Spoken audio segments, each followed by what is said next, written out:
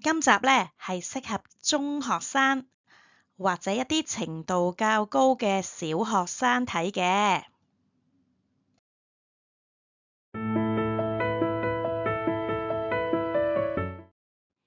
今日呢會同大家講下10 useful phrases。咁呢10句有用嘅句子呢，大家可以喺作文嘅時候或者喺 speaking 考試嘅時候用嘅。More effort should be put into. More effort should be put into preparing for the exam because it is really important. 我哋呢真係要俾多啲努力去預備考試啊，因為呢係非常之重要㗎。Needless to say. Needless to say, if one tries hard, one will succeed. 毫無疑問，如果一個人努力嘅話呢，佢就會成功㗎喇。Left in the dark. I am left in the dark and don't know everything he does. 我係被人蒙在鼓裏，我毫不知情，同埋所以唔知道佢做緊啲乜嘢。Unless things change for the better. Unless things change for the better, more and more people will lose their jobs during this economic turndown.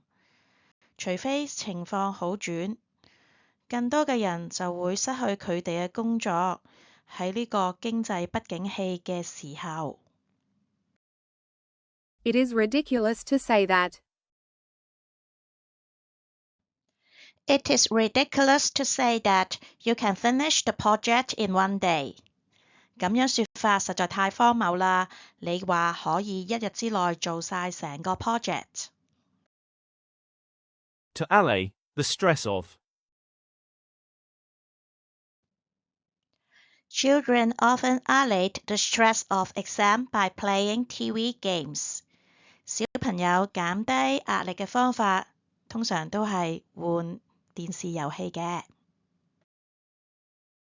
The true picture is.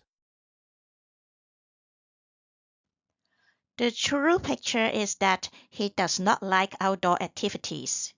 真相係佢其實根本呢就唔鍾意戶外活動嘅。No one is immune to. The effects of global warming are something that no one is immune to, no matter where you live. 全球暖化嘅影響係冇人可以免疫㗎，無論你住喺邊度。It is a sad truth that. It is a sad truth that many parents would rather spend time making more money than being with their children. 係一個悲慘嘅事實，好多嘅家長寧願用啲時間去賺錢，都未必會陪伴佢哋嘅小朋友喎。Be highly exaggerated. How much he makes and how smart he has been highly exaggerated. 佢賺咗幾多錢，同埋佢有幾聰明，係俾人大大咁誇張咗㗎。跟住落嚟呢，就到閃星星彩蛋啦。我啲學生呢，成日讓住呢話要睇下我屋企喎。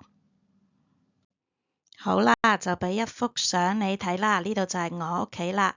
好多人都知道我好鍾意 Hello Kitty 啦，咁我屋企呢都係以 Hello Kitty 為主嘅。好啦，多謝你都係睇到最後，記得俾 like、subscribe 同埋 share。我係小鳥老師，下次喺閃星星再見你。如果你有啲乜嘢想學嘅，都可以喺下邊留言嘅。拜拜。